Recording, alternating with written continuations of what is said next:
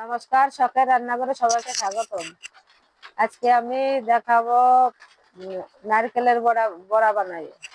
নারকেলের বড়া বানাবো, তার জন্য নিচ্ছি চিনি, নিচ্ছি আধা বাটি, নারকেল নিচ্ছি 1 বাটি, গুঁড়ো দুধ নিচ্ছি 2 চামচ, আটা নিচ্ছি 1 বাটি। দিয়ে দিচ্ছি, চিনি দিয়ে দিলাম, চিনি পরিমাণ মতো দিয়ে দিচ্ছি। যে যেরকম মিষ্টি খাবে সে সেরকম কম বেশি করে দিতে হবে। নারকেল দিয়ে দিলাম,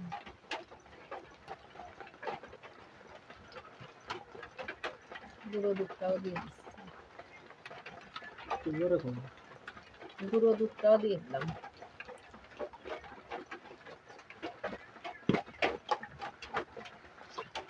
পরিমাণ মতো লবণ দিয়ে দিলাম। এবার সুন্দর করে আমি মাখাই নেব। এবার অল্প অল্প জল দিয়ে মাখাবো সুন্দর করে। আমার মাখানো শেষ হয়েছে, এখন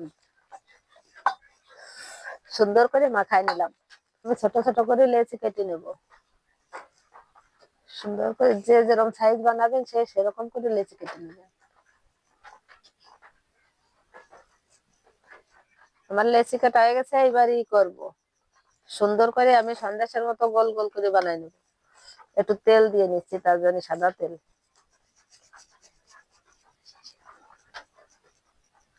সুন্দর করে আমি গোল গোল করে এই যে বানাই নিচ্ছি সন্দেশের মতো করে।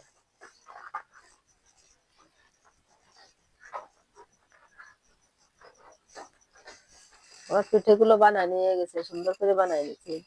যার যেরকম ইচ্ছে সে সেইভাবে বানাই নিতে পারেন। কিন্তু তেল দিয়ে দিচ্ছি পিঠে ভাজার জন্য, সাদা তেল দিয়ে দিলাম। পিঠেগুলো একে একে দিয়ে দেবো। এবার পিঠেগুলো একে একে দিয়ে দিচ্ছি। আপনারা কিন্তু এভাবে বাড়ি করে খাবেন, খাইয়ে কিন্তু কমেন্টে জানাবেন। আমার লাইক করতে কিন্তু ভুলবেন না। সুন্দর করে নাড়িয়ে চাড়িয়ে উল্টে দিচ্ছি। আস্তে আস্তে জাল দিয়ে ভাজবেন। জোরে জাল দিলে কিন্তু ভিতরে থাকবে কাঁচা, উপরে পুড়ে যাবে, স্বাদ লাগবে না পিঠে খেতে।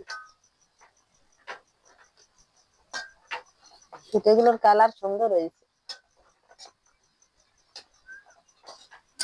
পিঠেগুলো কি সুন্দর ফুলেছে দেখছেন, কি সুন্দর করে ফুলেছে। একদম একদম ফুলে একদম রসগোল্লার মতো ফুলে উঠেছে।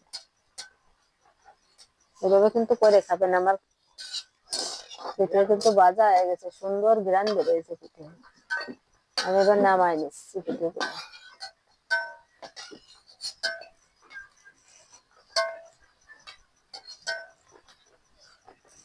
লাগলো দাও।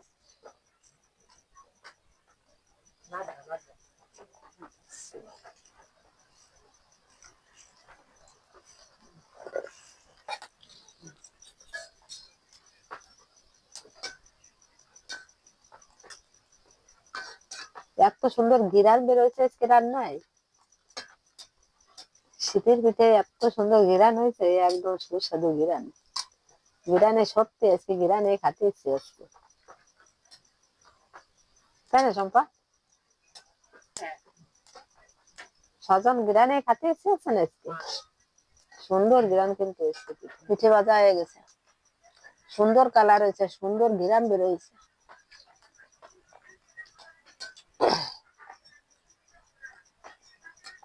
সুন্দর ফুলে ফুলে একদম টেবা হয়ে গেছে, লাড্ডুর মতো।